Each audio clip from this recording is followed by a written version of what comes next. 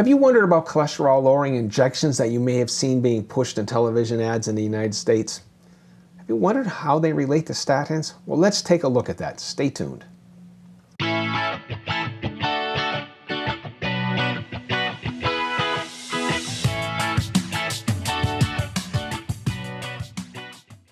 I got this viewer comment on one of my previous videos about seeing an uptick in the injectable statin, which they say aren't statins. Could you cover these and statins hardening arterial plaque? These are the current things I'm curious about. Well, those are two really great questions.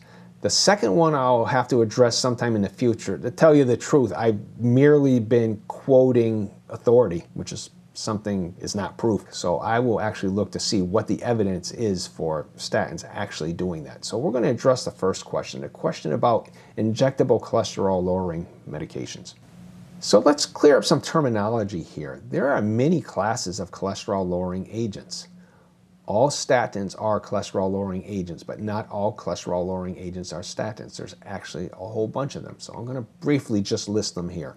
First, there are the statins proper. And you can tell something is a statin just by looking at its generic name. It'll end in the two syllables, a statin, atorvastatin, which is Lipitor, rosuvastatin, which is Crestor, and so on and so on. So here I've given an example. Typically there'll be the generic name, and quite often a trade name kind of incorporates part of the generic name into it, but not always. Next class is ezetimibe. Zetia is the trade name. And that actually doesn't work like a statin. It doesn't interfere with your liver. It actually absorbs cholesterol in your intestines, so it must be dietary cholesterol. There are bile acid sequestrants, which do something very similar.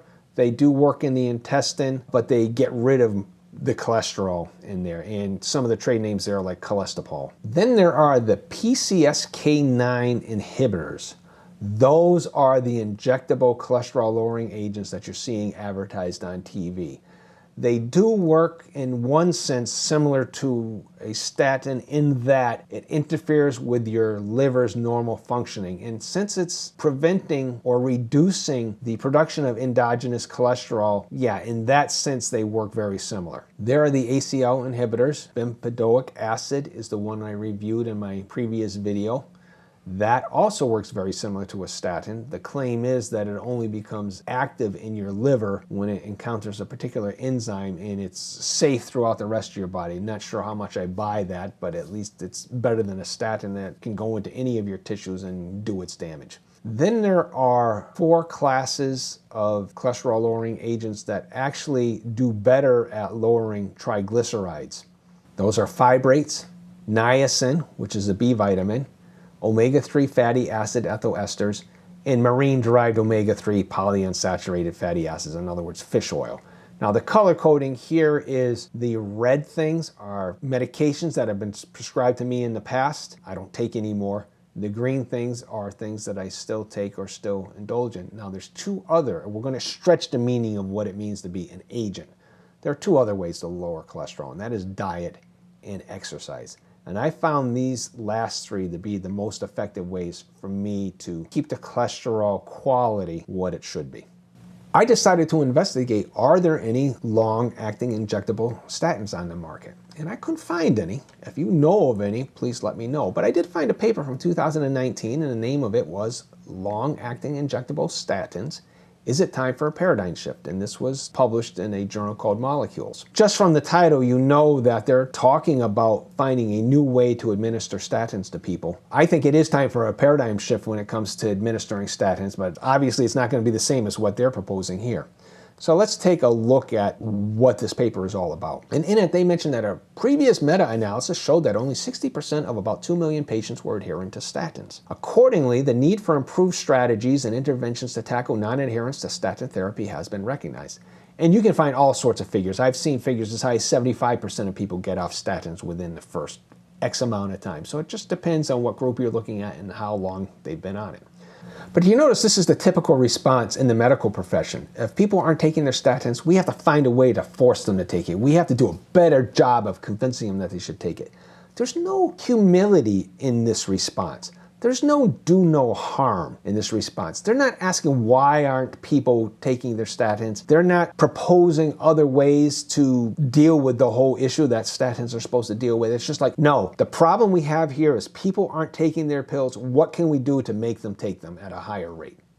So like all journal articles, they reference a large number of other articles, and one of the ones that caught my eye was from the previous year, and it was entitled Nonadherence to Statins, Individualized Intervention Strategies Outside the Pill Box. Catchy title. It was published in Vascular Risk Health Management the year before. I can't go into that paper in real depth here, but let's just take a look at one small section. And the section was titled, Why is Nonadherence to Statins Unique? Well, right away, that title tells me that there is something going on here. It seems that the non-adherence to statins is unique. I mean, that's what they've said here. They say there are some causes such as high cholesterol is a condition with no obvious symptoms.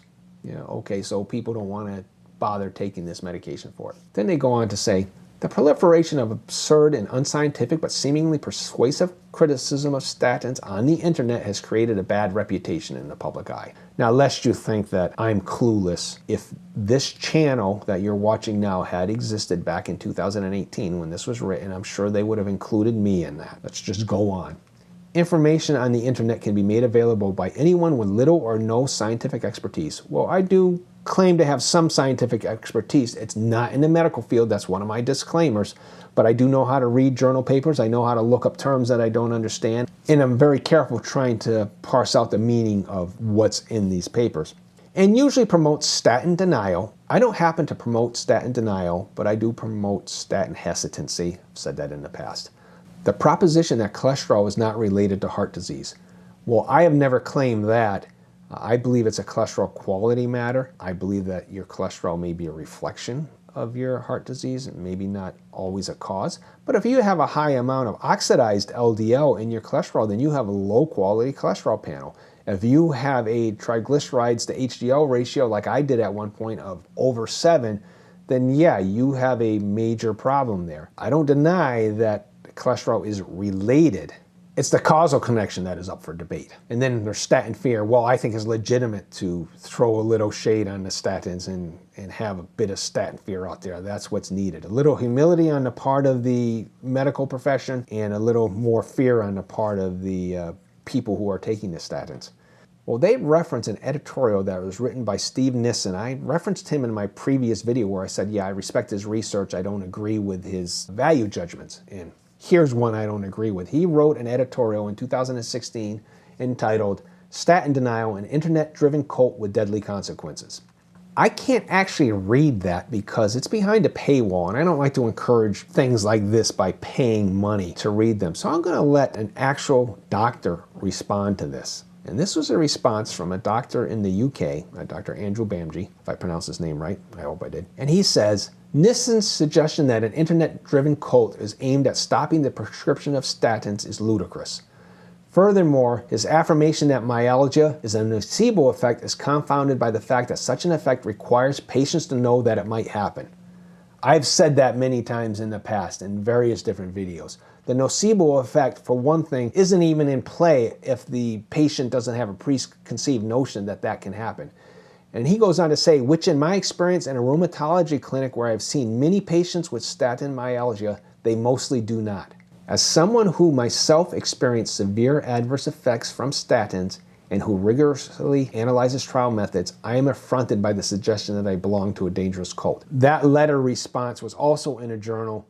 I could only read that first paragraph, and that's behind a paywall. This I might pay money to read, but that's his response. So from this 2019 paper that we're reviewing, what were the recommendations of the authors? Well, they identified 3 statins which could be suitable as long-acting injectable statins. They were atorvastatin, trade name Lipitor, rosuvastatin, trade name Crestor, and pitavastatin, trade name Livalo. Interestingly, these are the 3 statins that I have actually had prescribed to me, and I couldn't deal with any of them. But for legitimate reasons of chemistry, they were saying how these are the ones that are most likely to be successful as LAIs, long-acting injectables. So what was these authors' conclusions? Like all journal articles, they have a very cautious conclusion. But this was actually just a proposal. This wasn't actually reflecting any clinical research. But I thought this was interesting. The approach may not necessarily exacerbate issues with toxicity of statins.